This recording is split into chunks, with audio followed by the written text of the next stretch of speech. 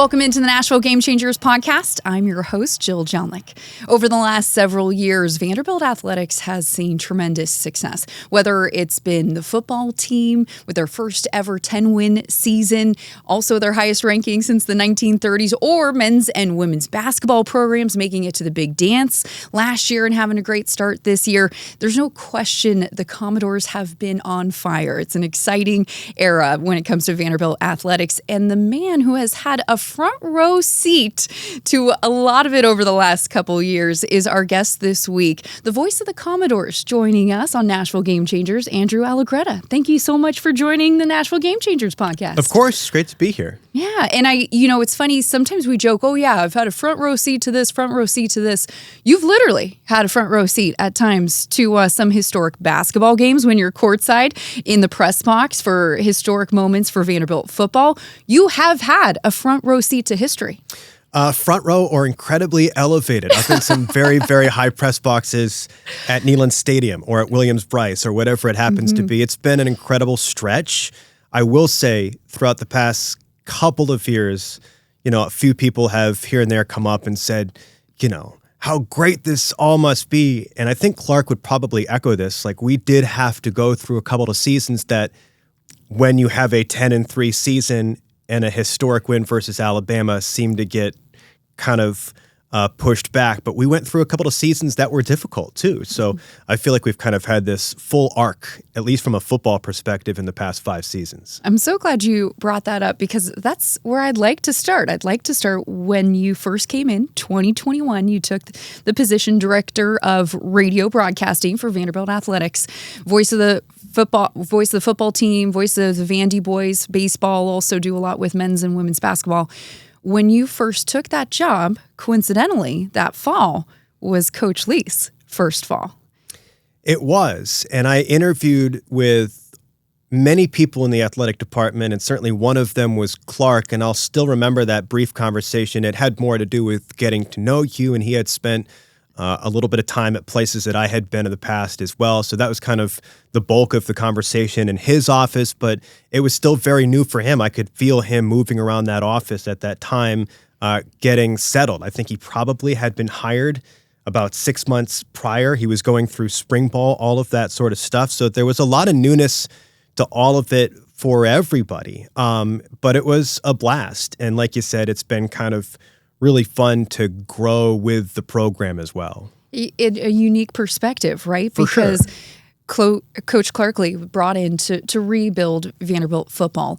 He was obviously tasked with a very large, a daunting task at that, with it being the SEC and the competition that the SEC football has had. But when it comes to you coming in, you also had the chance to help be a part of that rebuild and help tell that story, that narrative. How attractive was that to you when that opening came about, the opportunity to be there from day one with a brand new coach, a brand new era? I mean, I think for me at that moment in time, there was a couple of things that were at play. First and foremost, I knew what was happening with Vanderbilt Athletics with the push of Vandy United, the work that Candace Lee was doing, the work that Chancellor Diermeyer was doing, a new football opportunity with Clark Lea. I saw all of that. I didn't see, and I don't think anyone would profess to see around the corner. It's been wonderful to experience, but around the corner to what we have in this moment, I saw that for sure. I saw a wonderful opportunity to live in a place that is fantastic in Nashville, Tennessee. And then I saw an opportunity for my family too, which was really significant. I was living in New Orleans. We had a 1-year-old child at the moment, my wife and I, and she is from this area. So, for me in that moment in time, it was hard to not gravitate to an opportunity like Vanderbilt University, like the SEC, like Nashville, and in a moment that there was a lot of optimism and opportunity. Again, it came with some stubbed toes in the first couple of years from a football perspective, just because of, getting our footing and our foundation and ripping down a stadium and looking at a scoreboard on a crane and all of that sort of stuff. Like, we still have gone through it. It has not been nothing but rainbows since that time. But yeah, the moment in time back in 2021, I still feel so fortunate just to be here and have this opportunity and engage with these players and coaches and the fans. I was offered the position on the phone standing in Jackson Square in New Orleans. Like that will stay with me for forever. What a unique opportunity, and to see it kind of come together the way that it has in the past 5 years has been a lot of fun. You mentioned your wife is from the area. Sure. Where is she? What height? Franklin, Kentucky. So she's just up the road in between Nashville and Bowling Green. She has been down here a ton growing up. And, this place, this area means a ton. That, I-65 corridor from Bowling Green to Nashville means a ton to her, a ton to her family. I certainly wouldn't consider myself a Nashvilleian. That would be absurd, but have been around here and around this city for about a decade now. So I knew what this place to some extent was about. And I mean, you know this, Jill. In our world, to be able to align professional and personal is pretty challenging, if not darn near impossible. So to see that opportunity, it meant something for me to pursue it. What was her reaction when you told it her was you got the job? It was her reaction. It was her family's reaction because she was coming home and the grandchild was coming home and all of that sort of stuff. So, they say don't put all of your eggs in one basket and all of that sort of stuff professionally. I mean, we threw all of the eggs into a basket. Yep. And for us, it was really wonderful. And to be able to get to know the community of Vanderbilt more and more, the people that work there, the fan base more and more, it's kind of even grown, at least from my perspective, since then. Going back to that first year with Coach Lea, 2021, what are some of the early conversations you remember having with Clark when it came to his vision for the program and his hope? Good question. I would say for me, what stands out about the early days is even to now, even when Clark talks about the pivot that he made from 23 to 24, I don't think he's ever wavered in a sense of self. Like, I still remember feeling, because I've been around enough coaches, not gobs of coaches, but enough coaches to get a sense of the ones that feel comfortable in their skin, have a vision, have an identity, and the ones that are still trying to figure it out. And I'm sure Clark would concede that there was some growth for him being a first-time head coach, but I never wavered in the sense of self and the confidence that Clark possessed. I can't necessarily sit here and say, after that South Carolina game back in 2021, we had these conversations. I do remember being in his office a couple of times, looking at some film stuff and just him trying to process where the team was at the moment. There was some of those conversations which were incredibly enlightening, and I appreciate his willingness to talk. But I mostly just remember getting the feeling that you were around somebody that knew who he was and believed that he had the ability to help this program grow in some capacity. Again, back in 2021, no one is going to say, I know exactly where this is going to be in 2025, right? He wouldn't say that, we wouldn't say that, but you had the sense that there was some grounding to who Clark was, his family, his approach, his intelligence, his fit at Vanderbilt. There was some foundation through the hard times that seemed solid. And that's the key, right? Someone who doesn't waver away from himself and core beliefs despite the adversity, despite the challenges, because we all know there are a ton of challenges when it comes to playing the SEC, in a university with academic standards such as Vanderbilt, which I think goes under the radar far too often, and expectations of a college football coach to win right away. But to your point, because of who he is, he just really never wavered away from who he is as a coach and a person. I think so. Again, this is just my perspective watching, and he's openly talked about, again, the pivot from 23 to 24. They talked a lot about being developmental and transformative back in 21 and 22, and becoming a little bit more transactional in 2024 because of the changing landscape.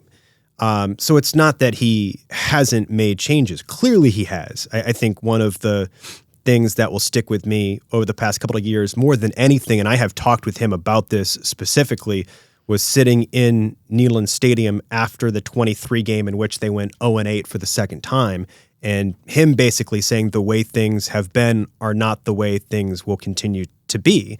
And he was right. He made changes. But within the changes was still a foundation of how he wanted a program to look, from the way players would carry themselves, the work ethic that you would need to be successful, the type of players that you would go get that fit to Vanderbilt, the way that you want to evolve but still keep kind of, your morals intact in a business that is capable of challenging that if you are willing to let it push you in those directions. So despite the fact that his philosophy perhaps changed and he wanted to do things a certain way back in 2021 and he needed to move in different directions in 23, 24, I don't think he necessarily compromised the values and the integrity of being the head football coach at Vanderbilt. I hope he would feel the same way. I suspect he would. Again, this is just my perspective watching for 5 years, but regardless of results, it was still a very grounded human.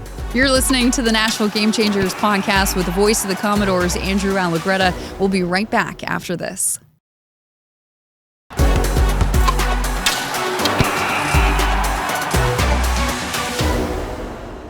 Andrew, I want to fast forward to 2024, October 5th. Okay, yeah. Yeah, go ahead. Just press that fast forward button, right? A moment in Vanderbilt football history that will never be forgotten. And I'm sure from your perspective, having called easily the biggest upset and the biggest game for Vanderbilt in the program's history, walk me through that start of the day and how you finished that day. The start of the day was outrageously normal. I'm sure I wouldn't remember driving to the game if it didn't have the outcome that it did, but since it did, I do. You're playing the number one team in the country. I try to not be overly scripted. I try to not be too much over the top, but I have learned about myself that I need some direction in what I'm going to do to be able to execute it the way that at least I would hope to. I remember driving in and thinking, okay, if they win, what are we going to say? Like, how are we going to frame this? I certainly didn't script some paragraph. I have learned about myself. I want a little bit of a kickstart. And the only thing I came up with driving into the game was like, is this real life? You bet. And that was it. I don't know that it's any sort of legendary call. That would be crazy. But again, I wanted a jump start. And I remember thinking about that on the drive in. I said, okay, well, if it happens, that works for me. And then everything else was very standard. We had a new engineer that day. So I was kind of, because our typical engineer, the guy that handles all the technical stuff for us, had somewhere to be. So we had a new one that day. He happened to fill in for us and became the full-time engineer this year. So he's had an incredible run.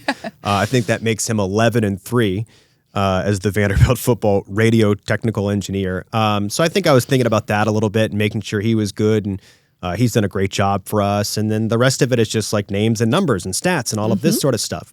And then the game starts to go. And you get that pick six that becomes really intriguing.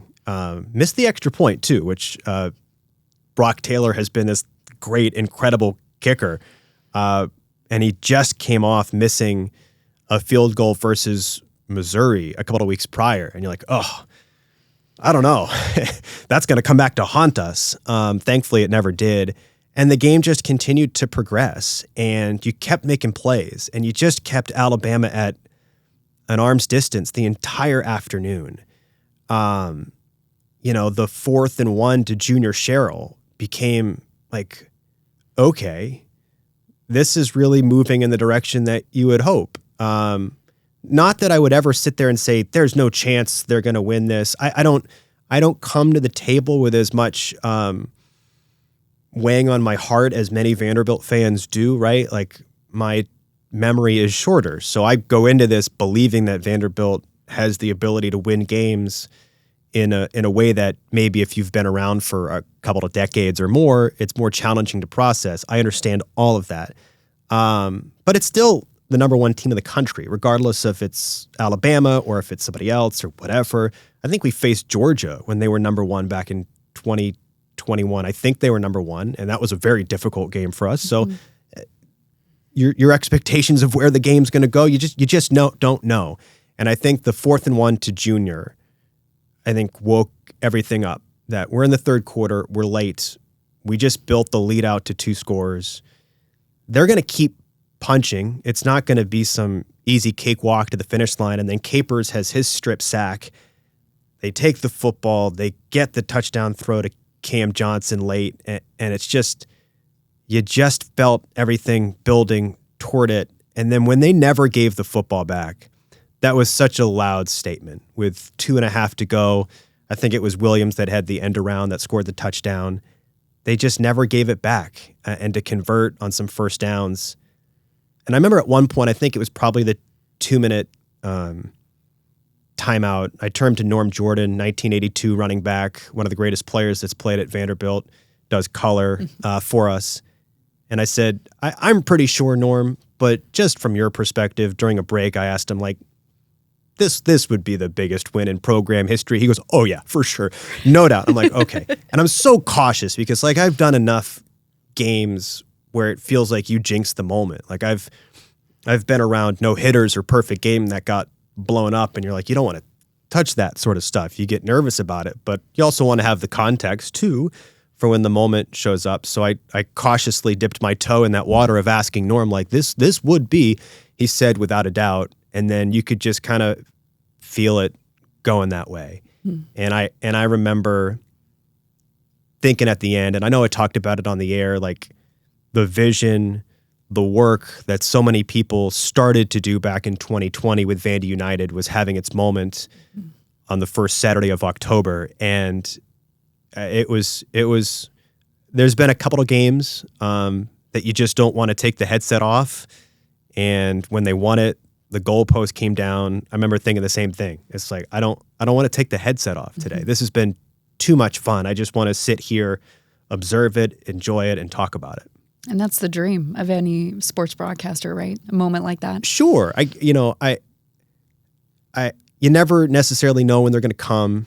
You recognize ultimately that these things are fleeting and they pass, and they are moments.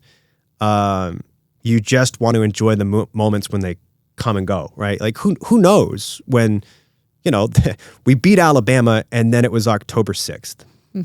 Cool, right? Like I don't mean that to be dismissive of the moment. It's just you recognize that when the moments are there, they're gonna go. So you just want to try to enjoy it while they're in front of you. And then ultimately you do have to take your headset off. Yes. And then at that point, did you look up and see the goalpost headed towards Broadway and say, oh, I think that's headed towards Broadway? So here's what I did. When I got in my car, I popped on 102.5, who carries our games. And there was a post-game reaction show. And that's not typical. It was impromptu. And I heard people calling in talking about the 1984 and 1969 game. I was so-and-so years old when I went to the 69 game with my whatever. I actually recognized one of the callers because he's a friend at this point. I can't remember which game, if it was 69 or 84 that he was talking about, but you could tell in the voices of people that have watched this program for 40 or 50 years what that meant. And I've been here for 5 years and I'm around the players and the coaches. So it still means something to me because you feel like you're part of a group and a community. But I also cede ground and cede territory to people that have been there for 40 or 50 years. And driving home, you could feel that with the callers calling in, wanted to tell their story about going down to Tuscaloosa, 1984, and we won this game. Or I went to, Vanderbilt Stadium in 1969 and saw that game versus the Tide. So you felt the weight of it. You could feel it and clearly see it in the reaction of everybody at the stadium. But then when you listen to the people that have been here for 50 years talk about it, you could really feel the weight of it. Bigger picture. Yeah, 100%. And I was happy for Norm because I over the past couple of years, I've watched his phone just blow up during games because it's all of his former players just reveling in the past couple of years. It was the same thing watching him just like in awe of all of his teammates from 1982 talking about it, hearing the people from 1969 or whatever talk about Alabama. I've enjoyed watching other people celebrate it too. Biggest win in Vanderbilt's history, no doubt. But then you go into 2025. Diego Pavia gets his extra year of eligibility, and he's going to lead the charge again for the 2025 season. And he even said, or actually, Langston Patterson, who came on Nashville Game Changers before the new year. He's great. Shout out to Langston, first of all. He told me that Diego said in the summer ahead of time that this is going to be a playoff team. And he told them in camp before, I believe, Diego then went into had media and said, no, we have our eyes set on the national championship. Everybody knows that story. But there was a clear belief on that team well before the season started that this season was also going to be special but more. Taking the 2024 wasn't an accident. 2025 was going to be proof that this program's headed in the right direction. So I told Diego at some point, and I've had casual conversations with Diego. I'm not going to portray myself as his best friend. But I've had some conversations, and I told him, because I remember the Netflix special came out, and it was important. I think it helped people understand and get to know Clark in a new way, a way that I think a lot of us internally kind of knew him anyway, as really fiery and passionate, but carries himself in a certain way on game days on the sideline. And it also got us more exposure to Diego. And he said something on that I told him, like, that's the most important thing. I get that it's Hollywood. I get that it's edited and structured, and not every little thing is put into that. There's a lot of people that make a season like 2024 go. They feature Clark, they feature Diego. It's not just those two that make it work. But he said something on that, and I told him that's the most important thing that you have said. And he said when he first got to Vanderbilt, there was a lot of chatter that he would hear about, okay, it's Vanderbilt, you can win this one, you can't win that one. And I get that. Again, from a human perspective, as someone that has gotten to know so many people that have watched Vanderbilt football for years, you totally understand where that's coming from. So I'm not being negative toward it. But from a player's perspective and from a coach's perspective, if you carry the weight of that into a season, you're toast. You've got no chance. And the fact that he truly believes that, walks that, and lives that, okay, forget all of that stuff. You can win every game. If you don't think you can win every game, you're done. Like, forget it. We can win every game here at Vanderbilt. I said, that's the most important thing that you said in that entire special that made it to air. And he goes, that stuff's real. And that's, he has mentally willed himself, and to some extent Vanderbilt football into a better direction with just confidence, sense of self, and belief. You know, going back to the stuff that I said about Clark, again, my perspective, nobody else's. Clark has always had a great sense of self and confidence in this program. What Diego was the conduit to the locker room. He was able to take Clark's confidence with his own and just inject it to everybody else that puts on shoulder pads on a Saturday. I think great teams usually have a combination of great leadership from a coaching perspective and a player that can help take that message and spread it like wildfire into a locker room.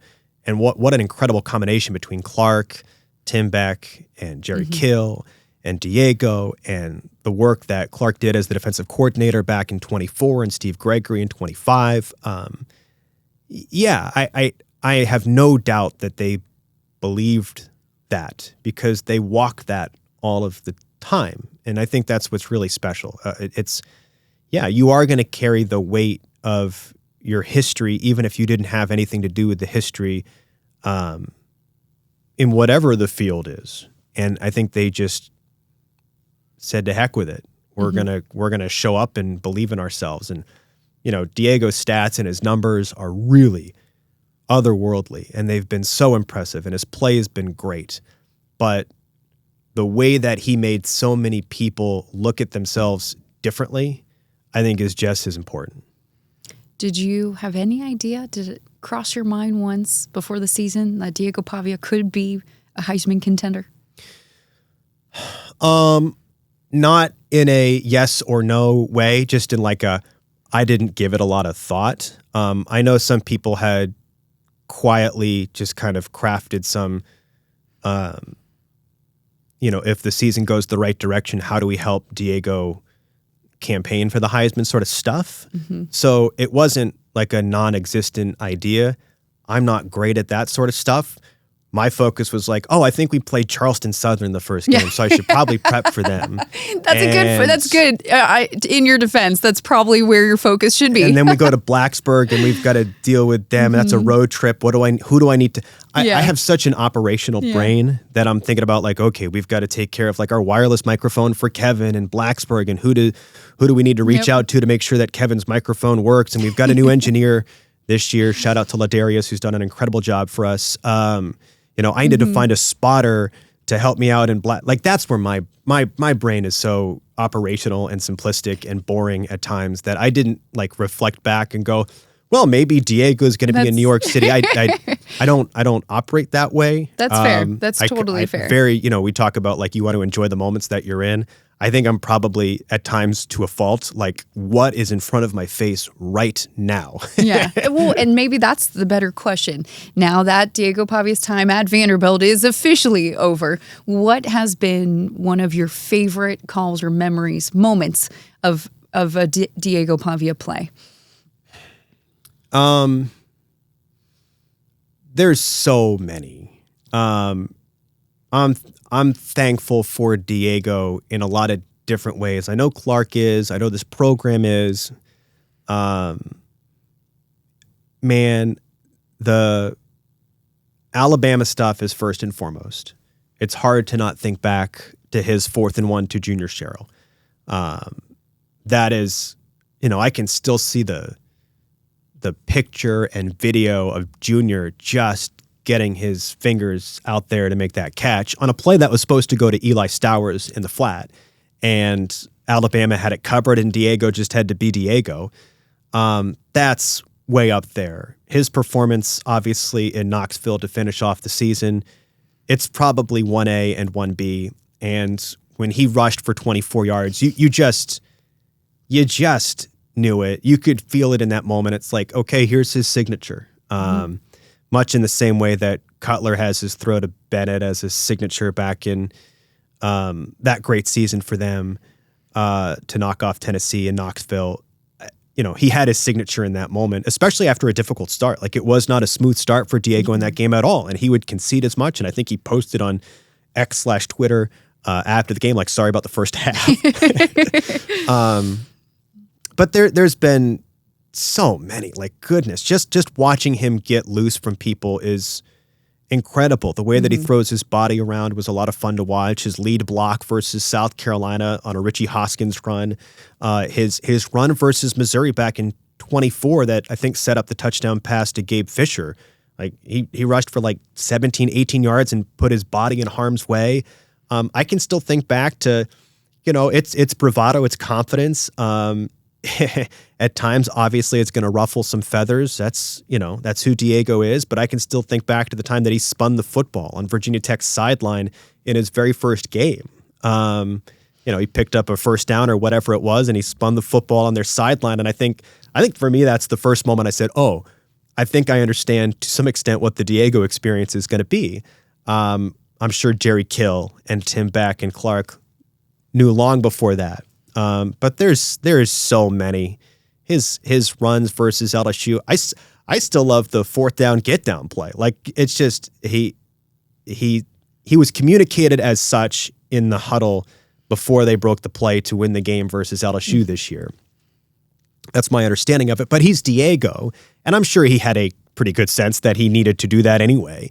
His feel for the game is crazy. Slides down at the 1 yard line. There's no timeouts left for LSU. It's the 2-minute timeout. They can't stop the clock. Ball game. I can think back to a play versus Kentucky where he took a sack inbounds on purpose back in 24 to keep the clock running late. Like, as much as you want to talk about the runs, the touchdowns, the throw to Junior Sherrill, whatever, like there's so many little heady plays that he has throughout the course of his 2 years that are so much fun to think about because his feel for the game is much higher than just an average football player. And kudos to Diego. There's a lot of great players with great savvy out there, and that's not, minimizing or maximizing anybody, but Diego's feel for the game of football is pretty remarkable. He will certainly be missed on that football field, that's for sure. Stay with us. You're listening to the Nashville Game Changers podcast with the voice of the Commodores, Andrew Allegretta. We'll be right back after this.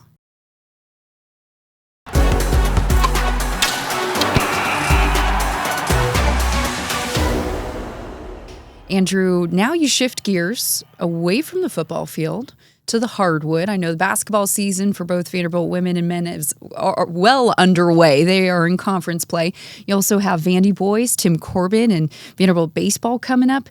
What an exciting start to the year, right? And do you ever give yourself a moment to stop and think, oh, wow, that was a great football season, but now I get to cover these other teams that are also extremely successful, have a great tradition of success, and are heating up and so much fun to watch? Probably not as much as I should. Again, back to my operational brain of like, what do we need to take care of? What's next? Faults, perhaps. No, at the end of the football season, I think you can think back to it and take a breath. It was unfortunate to finish in Tampa the way that we did, but you knew going into that almost nothing was going to take the shine off of a 10-win season. So there's a few opportunities there throughout the month of January to kind of do that for me because Kevin does a fantastic job, Ingram, with our men's basketball program. Jake Lyman does a wonderful job with our women's basketball program on the radio. I pick up some SEC Network Plus games when that's there's a long, convoluted story on like who gets what games. But basically, if it's streaming and if we handle it in-house, I'll handle those games. So I get the opportunity to call a couple, which is awesome because those programs are great. So January is a little bit of a reflection month for me. But I also love calling on the baseball program. I mean, again, I have talked about the fact that I've been really lucky to be around good coaches in my 15 plus years doing this. Frank Beamer at Virginia Tech is first class. I had such a great time with Willie Fritz at Tulane for the football program. Vanderbilt fans certainly know Travis Jewett, assistant coach back in 2024 at Vanderbilt. He was the head coach at Tulane when I was there.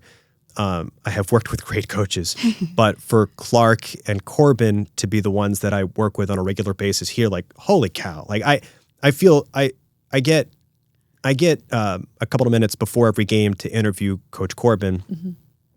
And those are precious 4 to 5 minutes. Like I never, ever take those for granted. And I, sometimes we're just talking about storylines or whatever. But sometimes you can just ask like a baseball question and you go, I get why this guy is a Hall of Famer because he is so remarkably gifted at explaining baseball. And also, I've said this about Coach Corbin in the past.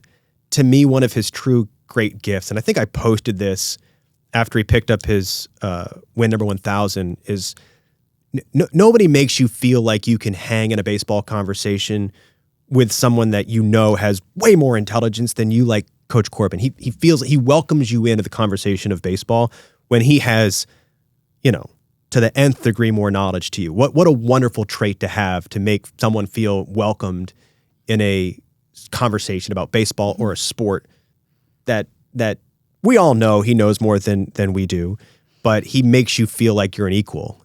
What a really cool trait to have. So, do I reflect on how great. I've had the opportunities to think back, be like, this is pretty unique. And I don't take it for granted at all, because working with that program, again, the class of Coach Corbin, I really like baseball. I know it's a sport that you've got an affinity for, that in softball, and to be able to ask him a baseball question and learn like a kernel from him is just the coolest. It's gold. It's everything that comes out of his mouth is gold. But you make such a great point. He also welcomes you in. He that's just who he is. Sure. He's always been so wonderful to the media, so kind to me. And man, I love covering that team. Even though we have a lot going on in Nashville, I always try to get over to cover the Vandy boys as often as I can, not only just because of their history of success and Coach Corbin, but they are an exciting team to watch, to play. That environment, the Hawk, it is so much fun. And if you have not been to the Hawk for a baseball game, please put it on your list, because regardless of who Vanderbilt is playing or hosting, it is a great baseball game. It is a great sporting event and always so much fun. So I'm looking forward to baseball season. I'll say this too. From a baseball X's and O's perspective, one of the things that I really appreciate about Coach Corbin is, as the game gets more modern, he is very much on the forefront of wanting it to be modern. He wants it to move with pace. He wants it to be a game that you feel like you can come to and be there for 9 innings and not necessarily feel like it's a total weight on your schedule, right? He would love it if the game's finished around 2.5 hours or whatever it happens to be. And his pitching coach, Scott Brown, has a lot to do with that as well. If you have noticed, they certainly, if you can't pitch quickly, there's almost no chance that you're going to pitch for Vanderbilt on a consistent level. The way that Connor Fennell throws is so lightning fast for us, or the way that Carter Holton threw a couple of years ago is so lightning fast for us. Not everybody is like that, but he loves the fact that the game moves with pace. So if you're someone that is enjoying baseball, but sometimes you go, oh, it's the slow game or whatever. Not anymore. Not Vanderbilt. Yeah. It certainly not on the pro side with the way that they've changed it. College, it depends on the head coach, and Coach Corbin is definitely one that likes the more modern, closer to Major League Baseball style of baseball. So that makes Vanderbilt, at least in my estimation, that much more engaging to watch. Absolutely. And that season will be here before you know it. That's Sure for will. sure. Andrew, before we let you go, let's finish with our In My Opinion segment. Put you on the spot. Whatever has been lighting a fire for you, forefront of your mind, or just something that you've been interested in lately. What is your opinion? This is why I could never be a sports talk show host. And I think a lot of people that know me would probably be like, yeah, I get it. I don't have a lot of opinions, ferociously strong opinions about stuff.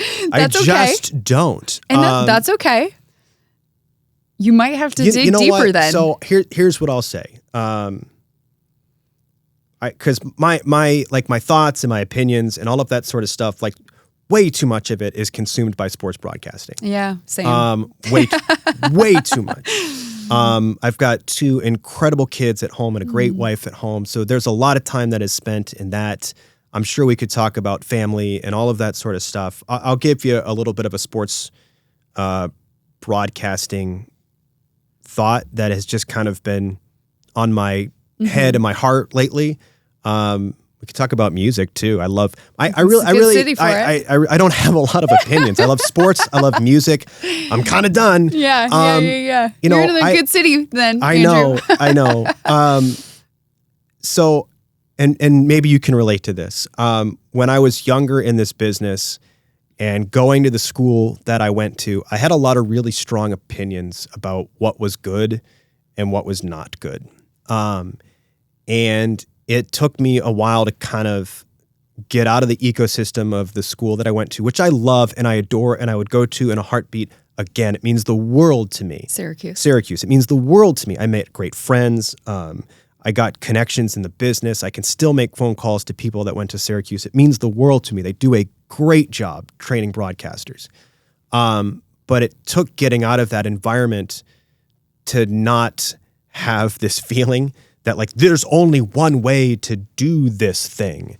And it's got to be structured like this. And if you're doing games on the radio, it has to be like, who has the ball? Where do they have it? What do they do with it? It's got to be all of these things. And I remember when I got here is exactly when the SEC network put out a documentary called More Than a Voice, which talked a lot about play-by-play broadcasters from the 70s and 80s and 90s throughout the Southeastern Conference. Of course, a lot of it was focused on John Ward from Tennessee, Fife at Auburn, goodness gracious, Munson from Vanderbilt in Georgia, and everything that they meant to the communities. And they're so different from what Syracuse teaches, not in a good way, not in a bad way. It's just different. So the past couple of years, like I've had this feeling it's like everybody's good. I really think this. Like now there's some stuff that like, okay, we can work on that a little bit.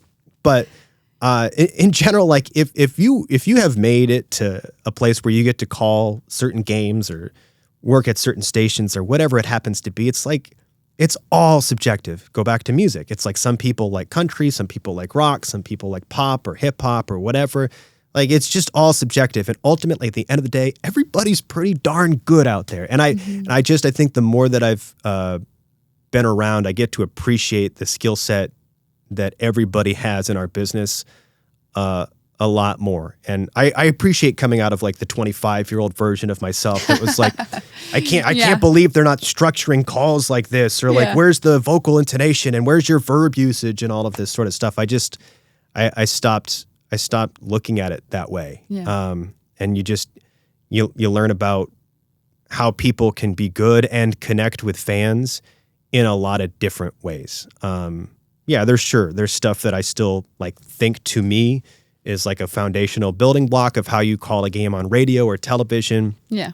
Or the way that I would want to present myself on camera or script something. Or I still have the roots in all of that sort of stuff. But like I have also been able to see so much more, get to know so many more people, get to learn how they connect with fans in different ways, and be like, we work in a pretty cool business, and there's a lot of outrageously talented people that are just really good regardless of like how you get from point A to point B, how you get to the finish line. Like there's just talented people that sound really different, and that's awesome.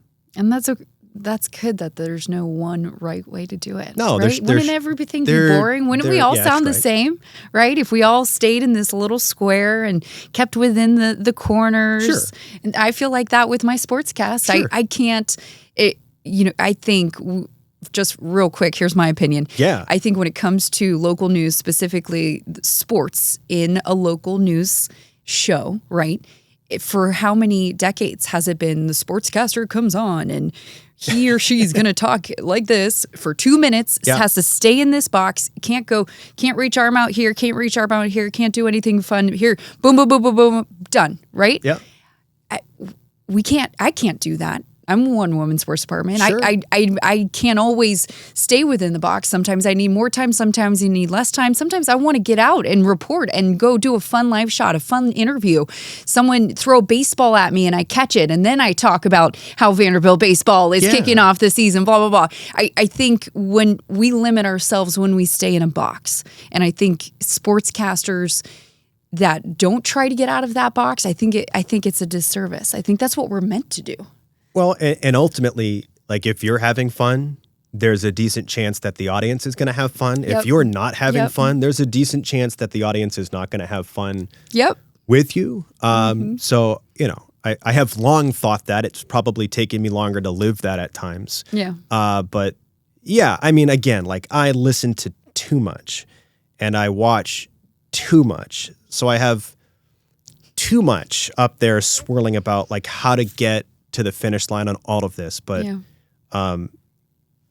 there's no exact way. Again, it's the same thing of you like this type of coffee, I like that type of coffee. You like this type of music, I like this type of music, and you know what? At the end of the day, it's all pretty good. Yeah, I love coffee. Any kind of coffee, it's just in front and I love music, and I don't go to nearly as many shows as I would like to. Like, Why don't you put that on your list for there's 2026? that 2026 resolution. It's giving 2026. I'm all for it. Like resolution. There's so many spots in this town that are just the best, and some that I haven't gotten to, and it bothers me. Like I've not seen. I'm so glad it came back. Exit In. Like I've not been able to go see a show at Exit In. Like I need to go down there and see it. I will cherish every show I see inside the Ryman because there is no better place in America to watch live music than the Ryman. So yeah, I think. See, I have opinions on maybe great. 3 at this point because I've got parenting, I've got sports, and I've got music, and that's kind of that is it. I wish I was more intriguing or they're still your opinions, colorful and all sorts of ways. Yeah, okay. Yeah, we don't. That's all I got. No, that was perfect. Thank you so much, Andrew, for jumping on the show with us. Obviously, it didn't feel right to just move on from that historic football season just yet. And I feel like talking to you helped me kind of, put a little bow on that and able to reflect about football, but also just how incredible just Vanderbilt athletics as a whole is doing and this era we're in. It's pretty special. First off, thank you. And I'll just finish and I know it's easy to say, but congratulations to our fans who deserve this moment. Again, as I said previously, it's not that I just showed up here. It's been 5 years, and I did experience, a difficult game versus ETSU and whatever, but there's a different level for the folks that have been with this program for 40 or 50 years. So I'm really happy for them. I'm really happy for Chancellor Diermeyer and Candace Lee and Clark Lea, Mark Byington, Shea Ralph, and what Coach Corbin continues to do, all of our coaches down the line that have put so much into this, and our players that have put so much into this to see the past couple of years go this way. So congratulations to everybody that has just been able to work, find the success, and for those that have been through it all, to step back and enjoy the moments too. And not slowing down anytime soon. I don't suspect so. Doesn't feel like it. I know there's a passion for Candace to continue to keep the gas pedal down. We're still going to be Vanderbilt. We're going to be true to ourselves. But I don't think that she's sitting back and going, that was fun, and took her foot off the gas. No, that doesn't sound like Candace Lee, that's for sure. Andrew, thank you for your time. Go Doors. Go Doors. Thanks so much for listening to this new episode of the Nashville Game Changers podcast. Tune in next week for our new guest. And as always, be sure to check us out on YouTube and social media. And when you're there, please like and subscribe.